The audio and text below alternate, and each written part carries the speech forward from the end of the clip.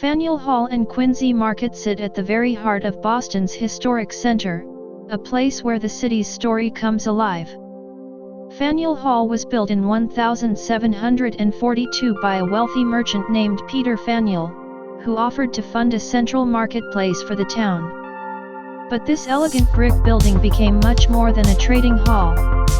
In the years leading up to the American Revolution, it became a meeting place for fiery debates and speeches that shaped the country's early identity. Patriots like Samuel Adams and James Otis stood beneath its rafters to rally citizens against British rule, earning it the nickname the Cradle of Liberty.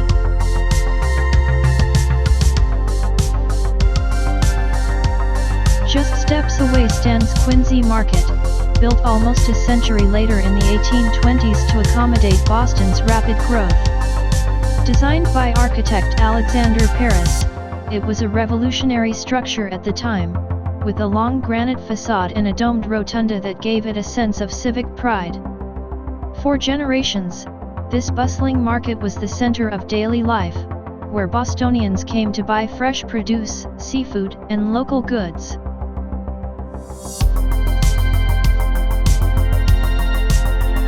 Over time, both Faneuil Hall and Quincy Market survived fires, renovations, and the changing rhythm of the city. In the 1970s, a massive restoration transformed the area into a lively pedestrian marketplace, blending history with modern energy. Today, it's one of the most visited places in Boston, filled with street performers, restaurants, and shops, yet still echoing the revolutionary voices of the past.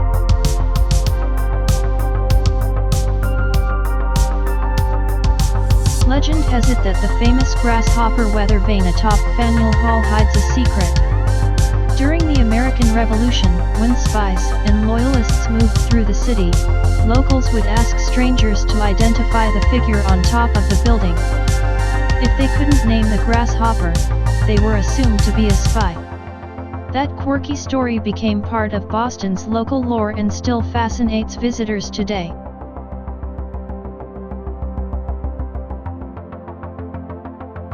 When you walk through the market, it's easy to imagine the bustle of merchants centuries ago, the sound of voices calling out their goods, and the rumble of history beneath your feet. Faneuil Hall and Quincy Market are not just landmarks. They are living pieces of Boston's soul, places where commerce, community, and revolution came together to shape a nation.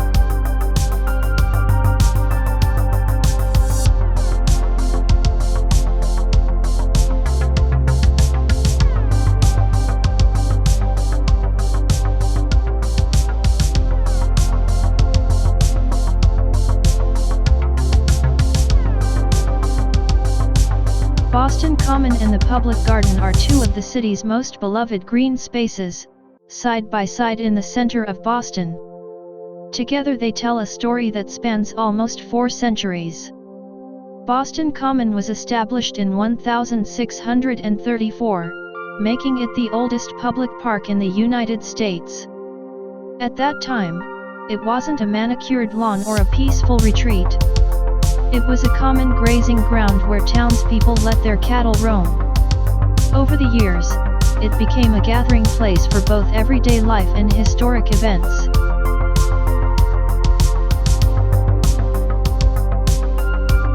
The Common has witnessed some of the most dramatic moments in American history. British troops camped here before the battles of Lexington and Concord in 1775. Speeches calling for freedom and justice echoed across the grounds during the Revolution, the abolitionist movement, and later, the Civil Rights era. George Washington, Martin Luther King Jr., and Pope John Paul II all addressed crowds here at different times, each leaving their mark on the park's long story.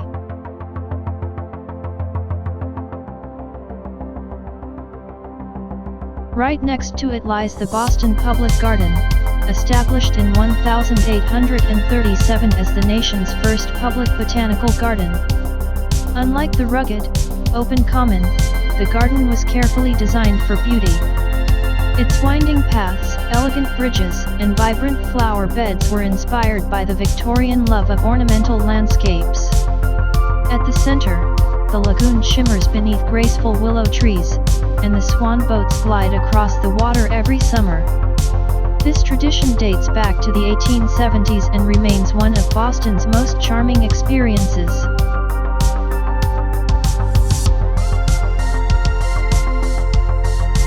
Throughout the garden, statues and monuments add layers to its story. The statue of George Washington on horseback stands proudly at the Arlington Street entrance, a reminder of the city's revolutionary spirit. There's also a whimsical statue of Mrs. Mallard and her ducklings, inspired by the famous children's book Make Way for Ducklings, which is deeply tied to Boston's identity.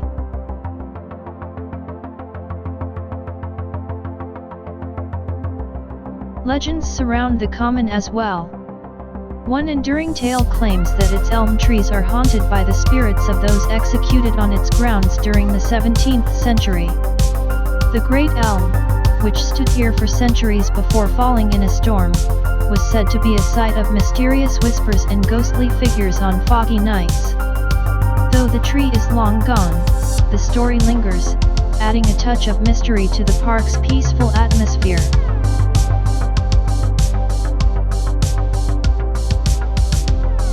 Today, Boston Common and the public garden offer a quiet refuge amid the city's energy.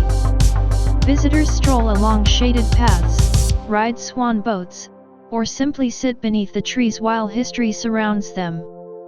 These two spaces, one wild and ancient, the other graceful and designed, reflect Boston's layered past, a place where colonial history, revolution, art, and myth all live side by side.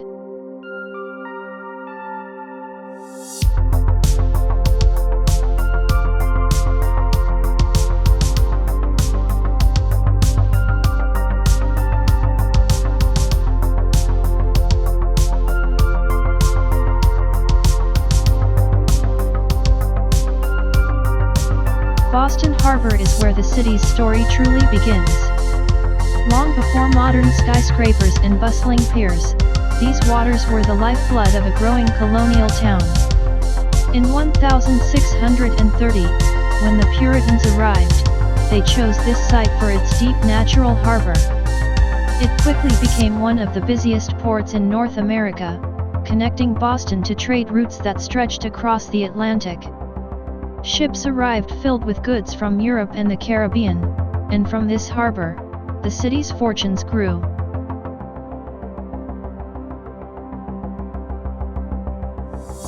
But Boston Harbor is most famous for a single night that changed history. On December 16, 1773, a group of colonists disguised as Mohawk warriors climbed aboard 3 ships and dumped 342 chests of British tea into the water. This act of defiance, known as the Boston Tea Party, was a bold protest against British taxation. News of the event spread like wildfire, igniting revolutionary fervor throughout the colonies and setting the stage for the American Revolution. Today, when you stand by the harbor, it's easy to imagine the dark, cold water carrying the scent of tea and rebellion.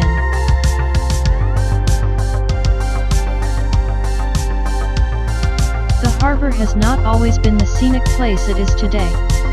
By the mid-20th century, it had become one of the most polluted urban harbors in the country. Years of industrial waste and sewage turned it into a place many avoided.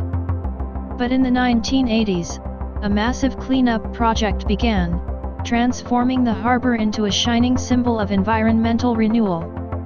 Now, clean waters once again reflect the city's skyline, and marine life has returned to its shores.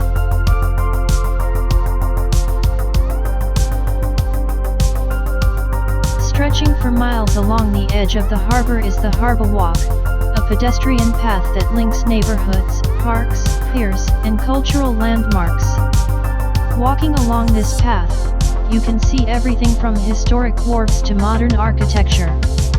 It connects the old and the new, allowing people to experience Boston's maritime history up close. Sailboats glide past restored warehouses, ferries come and go, and the salty breeze carries a hint of the sea's power.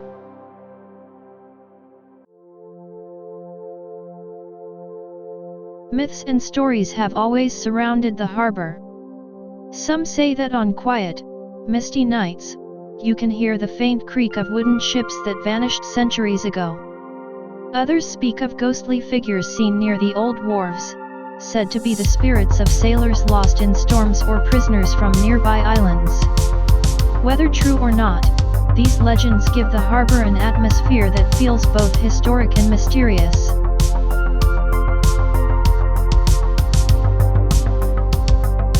Today, Boston Harbor and the Harborwalk are places of beauty and reflection. They remind visitors of the city's revolutionary spirit, its power to rebuild, and the enduring connection between Boston and the sea. Standing by the water, you can feel the layers of history beneath the waves and sense the stories that have shaped this remarkable harbor for nearly 4 centuries.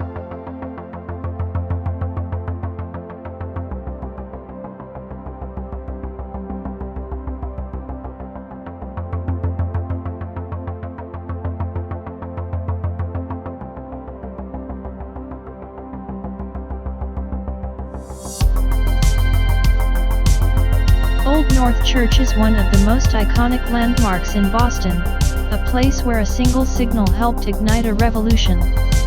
Located in the North End, this elegant brick church was built in 1723, making it the oldest surviving church in the city. Its graceful white steeple towers above the surrounding neighborhood, a beacon that has watched over Boston for centuries.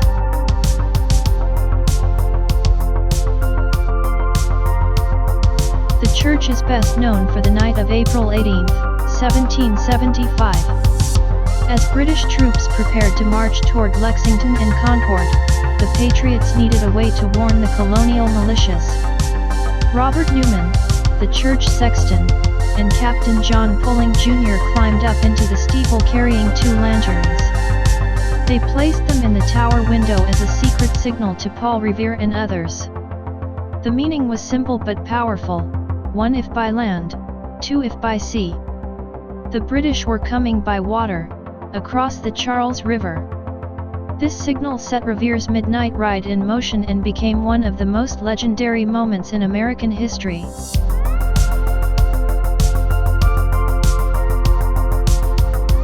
The church itself is a beautiful example of Georgian architecture, with high box pews and tall arched windows that flood the interior with light.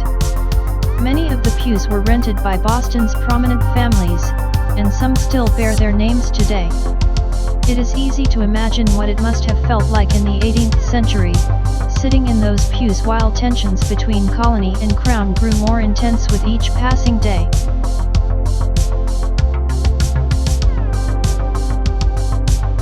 Over the centuries, Old North Church has survived storms, wars, and even a devastating hurricane that destroyed its original steeple in 1954.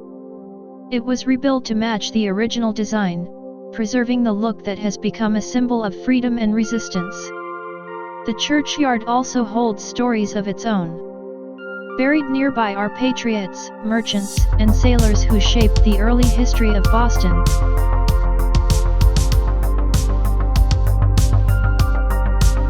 Legends surround the church, adding layers of mystery to its history. One enduring myth tells of whispers heard late at night in the tower, as if the voices of those who lit the lanterns still linger there. Some say that on stormy evenings, a faint light flickers in the steeple even when it is dark inside, a silent echo of the signal that changed the course of a nation.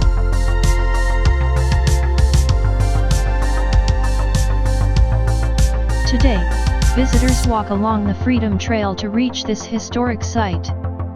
Standing beneath its steeple, it's easy to feel the weight of the moment that happened here, when ordinary people made extraordinary choices. Old North Church is more than just a building. It is a symbol of courage, communication, and the spark of revolution.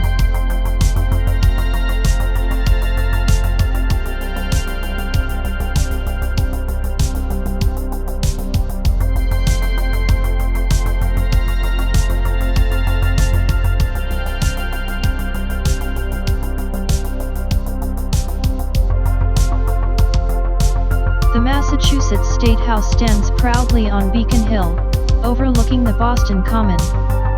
Its gleaming golden dome has become one of the city's most recognizable symbols. Completed in 1798, the building was designed by Charles Bulfinch, a Boston native and one of the earliest American-born architects. He wanted to create a structure that reflected both the strength of the new nation and the elegance of classical design. The result was a building that has stood for more than 2 centuries as the heart of Massachusetts government.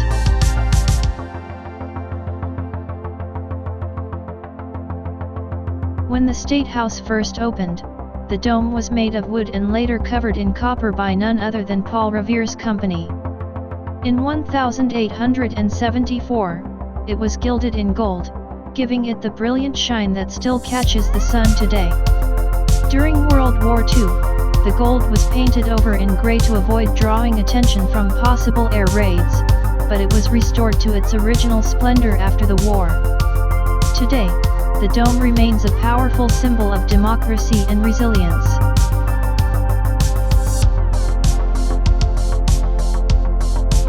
Inside the State House, the building is filled with historic chambers, grand staircases, and murals that tell the story of Massachusetts. The Hall of Flags displays banners from military regiments dating back to the Civil War.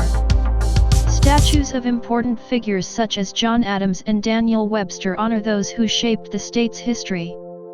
The building also houses the offices of the governor and the state legislature, continuing its role as a center of decision-making.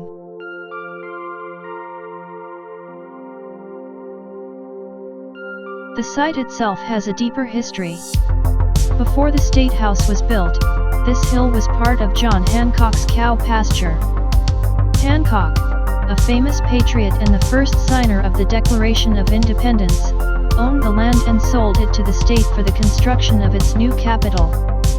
The location was chosen for its commanding view over Boston and its symbolic position at the edge of the Common.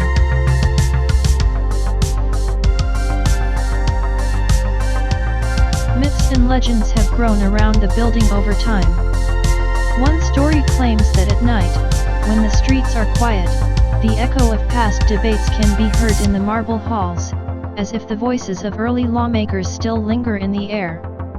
Another tale says that the Golden Dome shines a little brighter on important days in the state's history, though no one can quite explain why.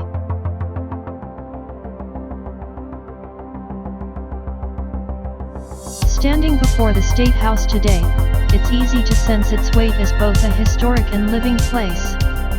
Generations have gathered here to protest, celebrate, and shape the future of Massachusetts. The Golden Dome isn't just an architectural feature, it's a reminder of the ideals that helped shape the nation itself. This building has seen the city grow, change, and persevere, and it continues to be a powerful symbol of civic pride.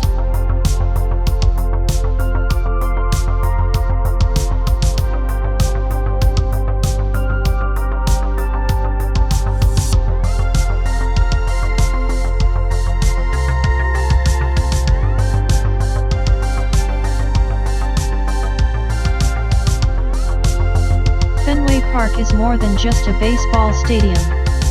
It is one of the most cherished landmarks in Boston and a living piece of American sports history. Opened on April 20, 1912, just days after the Titanic sank, Fenway has been the home of the Boston Red Sox for more than a century. Its old brick walls, narrow concourses, and hand-operated scoreboard make it unlike any other ballpark in the country.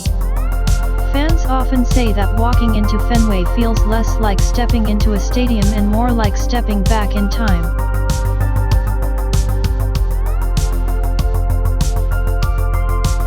Fenway Park has witnessed triumphs and heartbreaks that have defined Boston's identity.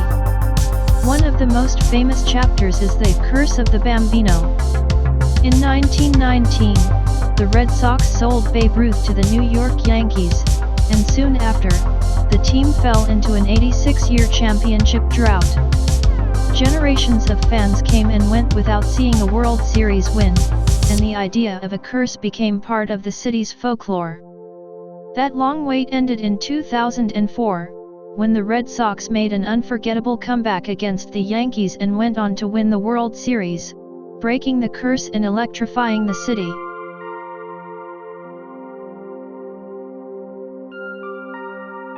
The park is also filled with personal stories. Families have passed down season tickets for generations. Legendary players like Ted Williams, Carl Yastrzemski, David Ortiz, and Pedro Martinez became household names here. Great moments echo through the stands.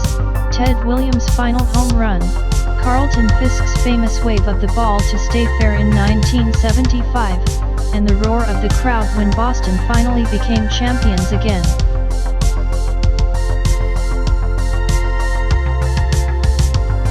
Legends say that Fenway never really sleeps. Some claim they've heard the faint crack of a bat or a cheer from an empty stadium late at night.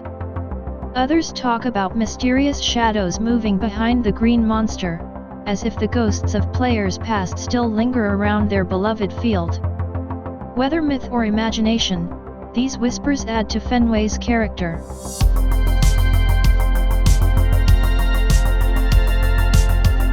Today, Fenway Park is the oldest active ballpark in Major League Baseball, but it remains full of energy and life. Concerts, tours, and, of course, Red Sox games keep its legacy alive year after year. It isn't just a place to watch baseball, it's a symbol of loyalty, passion, and the spirit of Boston itself. When the crowd rises to sing Sweet Caroline, the entire city seems to sing along, united by more than a century of memories.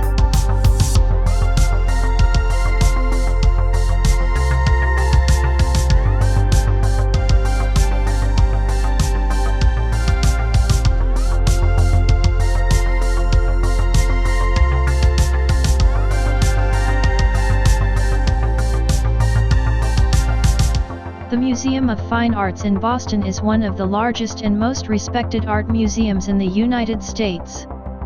Its story begins in 1870, when a group of visionary Bostonians set out to build a museum that would bring art and culture to the city.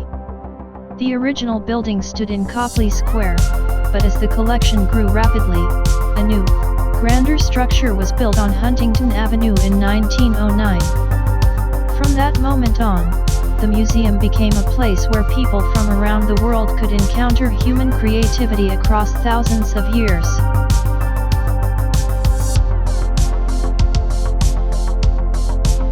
The museum holds more than 500,000 works of art, covering everything from ancient Egyptian artifacts to cutting-edge contemporary pieces. Visitors can wander through rooms filled with Greek and Roman statues, priceless European paintings, and extraordinary American masterpieces. Among its most famous treasures are paintings by Monet, Van Gogh, Rembrandt, and John Singer Sargent, whose portraits capture the elegance of a bygone era. The Egyptian collection is also world-renowned, including mummies, sculptures, and everyday objects that offer a window into a distant past.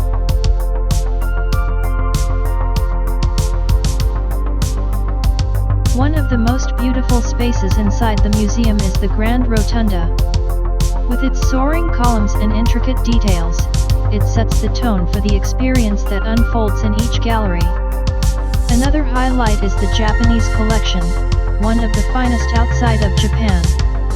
In quiet corners of the museum, visitors can find delicate tea bowls, ancient screens, and serene Buddhist sculptures, each piece whispering a story of its own.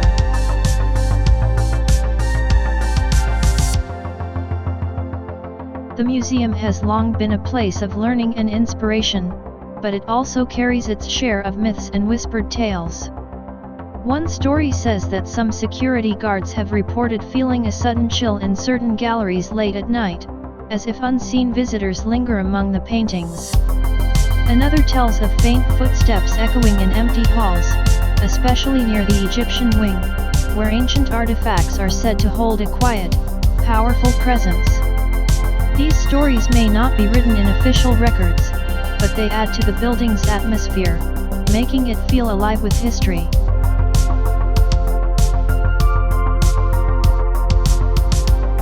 The Museum of Fine Arts has always been more than a collection of objects. It is a place where time collapses, where a single step can take you from a medieval chapel to a modern installation, from a Renaissance portrait to an ancient tomb. Generations of visitors have walked through its halls, discovering something new each time. The museum stands as a testament to the enduring power of art to connect people, bridge cultures, and keep the past present. In Boston, it is not just a museum, it is a cultural heart that beats quietly, drawing people back again and again to listen to its stories.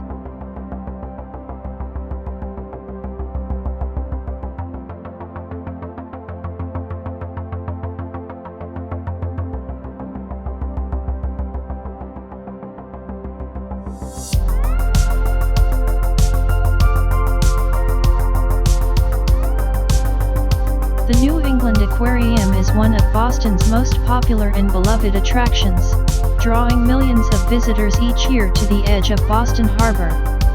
It opened in 1969 with a bold mission, to bring the ocean to the city and inspire people to protect marine life.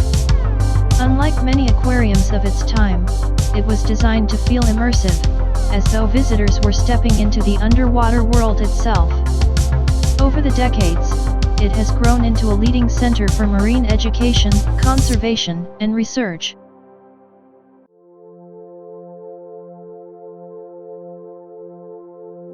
At the heart of the aquarium is the giant ocean tank, a massive 4-story cylinder filled with over 200,000 gallons of salt water.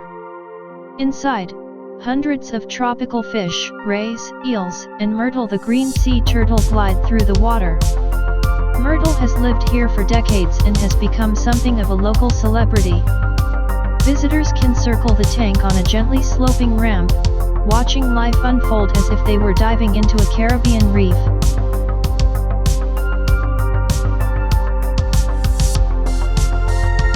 Surrounding the central tank are exhibits that explore marine habitats from around the world. There's the penguin colony, where dozens of little blue penguins, African penguins, and rock hoppers waddle, swim, and interact with their keepers. The touch tank lets visitors feel the smooth skin of rays and the gentle movements of sea creatures. Upstairs, exhibits focus on sea turtles, sharks, jellyfish, and the mysteries of the deep ocean. Each space is designed not only to entertain but to spark a sense of wonder about the sea.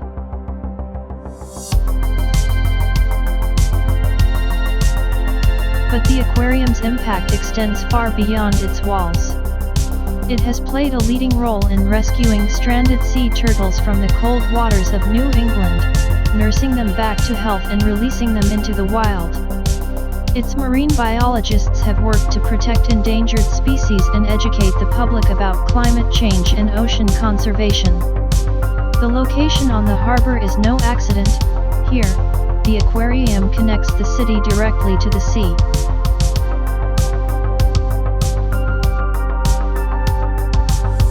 Like many old waterfront landmarks, the New England Aquarium carries its share of stories and myths.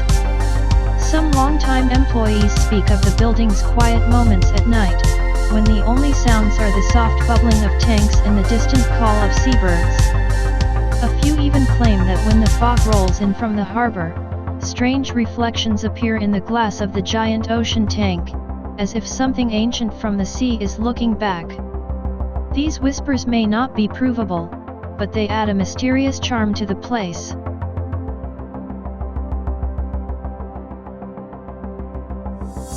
Today, the New England Aquarium is both a family favorite and a world-class research center. Children press their faces to the glass in wonder, scientists work behind the scenes to save species, and the harbor breeze drifts through the entrance. It is a place where the line between land and sea blurs, where people come to be reminded of how vast and alive the ocean truly is.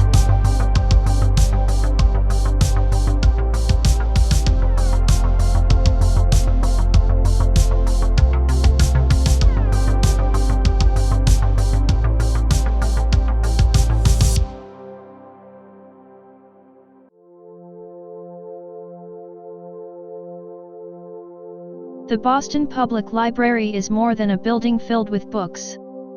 It is a monument to knowledge, art, and history. Founded in 1848, it was the first large free municipal library in the United States. Its mission was clear from the beginning: to make learning and culture accessible to everyone, not just the privileged few. The library's grand structure on Copley Square opened in 1895 and was designed by architect Charles Fallon McKim. He called it a palace for the people, and when you walk through its doors, it's easy to understand why.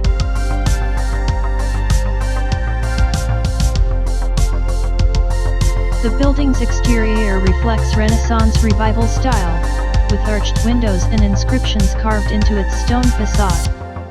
But it's the interior that leaves the deepest impression. One of the most famous spaces is Bates Hall, a long, elegant reading room lined with wooden tables and softly glowing lamps beneath a soaring barrel-vaulted ceiling. This hall has become an icon of Boston itself, a quiet refuge where the hum of the city fades away. It's a place where students, travelers, and dreamers have gathered for more than a century to lose themselves in words and ideas.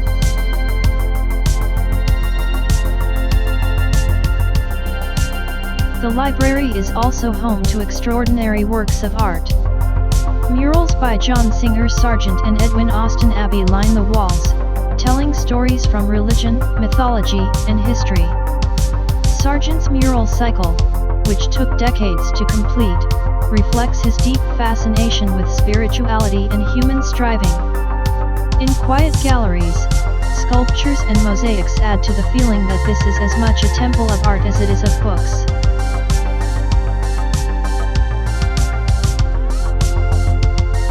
Beyond its beauty, the library carries a deep historical significance. From its earliest days, it symbolized Boston's identity as a city of learning and intellectual life. It pioneered the concept of interlibrary loan and offered one of the first free public reading rooms in the country. Over time, it became a gathering place not only for scholars and students but also for ordinary citizens seeking light, warmth, and knowledge.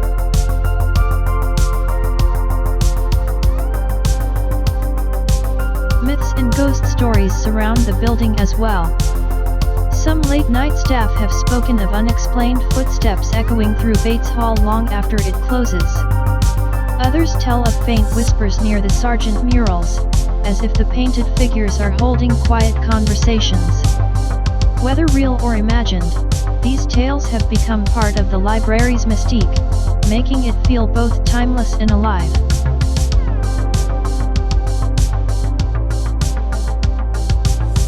Today, the Boston Public Library stands as a living landmark.